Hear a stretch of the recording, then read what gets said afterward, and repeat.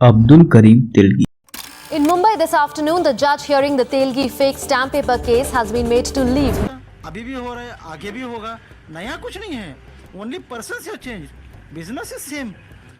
Politicians are the backbone of the business. इसका जन्म कर्नाटक के खानपुर में हुआ था। उसके पिता भारतीय रेलवे में काम करते थे। तेलगी जब छोटा था तो उसके पिता की मौत हो गई। पिता के मौत होने के बाद तेलगी को दाने दाने के लिए मोहताज रहना पड़ता था। पेट भरने के लिए तेलगी को अपने परिवार के लोगों के साथ मिलकर स्टेशन पर मूंगफली तक बेचना पड़ा। बाद में उसने कर्नाटक के ही बेलगावी से बीकॉम की डिग्री हासिल की और वह मुंबई चला गया। मुंबई में कुछ ही दिनों तक रहने के बाद वह कमाई के लिए सऊदी अरब चला गया। बाद में सऊदी अरब से दोबारा मुंबई लौटने पर उसने नकली सर्टिफिकेट बेचने का धंधा शुरू कर दिया। साथ ही वह फर्जी पासपोर्ट भी बनाने लगा और इसके जरिए वह लोगों को सऊदी अरब और दूसरे खाड़ी देशों में भेजने लगा। इसी दौरान इमिग्रेशन डिपार्टमेंट की नजर उस पर पड़ी। बाद में फर्जी पासपोर्ट बनाने के चलते उसे मुंबई की एक जेल में डाल दिया गया। जेल में ही तेलगी की मुलाकात कोलकाता में स्टाम्प का व्यवसाय करने वाले राम रतन सोनी से हुई। सोनी ने ही उसको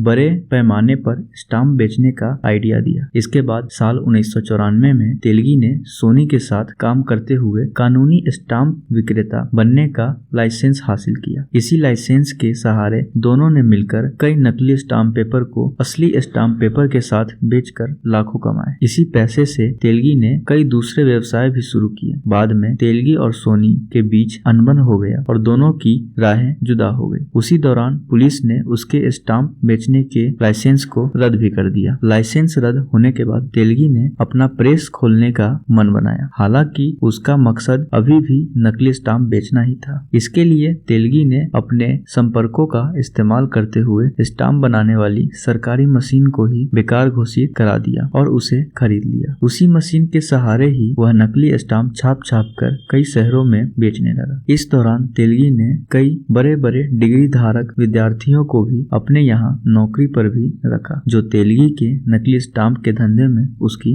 मदद किया करते थे। 1992 से लेकर 2002 के बीच तेलगी पर 25 से ज्यादा मामले दर्ज हुए, लेकिन बड़े बड़े अधिकारियों की मदद से वह 2001 तक बचता रहा। आखिरकार नवंबर 2000 में उसे गिरफ्तार कर लिया गया। उसकी गिरफ्तारी तब हुई जब 2000 में फर्जी स्टाम्प पेपर बेचने वाले दो लोगों को बेंगलुरु में पकड़ा गया था। उन दोनों की गिरफ्तारी से घोटाले का खुलासा हुआ था। गिरफ्तार होने के बाद जब पुलिस ने तेलगी से पूछताछ की तो कई बड़े नेताओं और पुलिस अधिकारियों के नाम सामने आए। आखिरकार सीबीआई ने इस मामले की जांच खुद शुरू की। जांच में तेलगी की 36 प्रॉपर्टीज का पता लगा था और 18 शहरों में 100 से ज्यादा बैंक खाते मिले। इस घोटाले की कीमत करीब 20,000 करोड़ आंकी गई थी। बाद में अदालत ने तेलगी और उसके सहयोगियों को 2006 में 30 साल की कैद और 202 करोड़ रुपए की जुर्माना की सजा सुनाई गई थी। इस दौरान उसे बेंगलुरु जेल में रखा गया। जेल में भी वह काफी आलीशान जिंदगी जीता था। जुलाई 2017 में बेंगलुरु की डीआईजी जेल डी रूपा ने जब इस बात का खुलासा किया था कि जेल में तेलगी को स्पेशल ट्रीटमेंट दिया जाता है, मसाज के लिए 3 या 4 लोग दिए जाते हैं, तो काफी सनसनी मच गई थी। बाद में 26 अक्टूबर 2017 को उसकी मौत हो गई। डॉक्टरों के अनुसार तेलगी को डायबिटीज और हाई ब्लड प्रेशर की समस्या थी। इन्हीं बीमारियों की वजह से उसके कई अंग ने काम करना बंद कर दिया और उसकी मौत हो गई।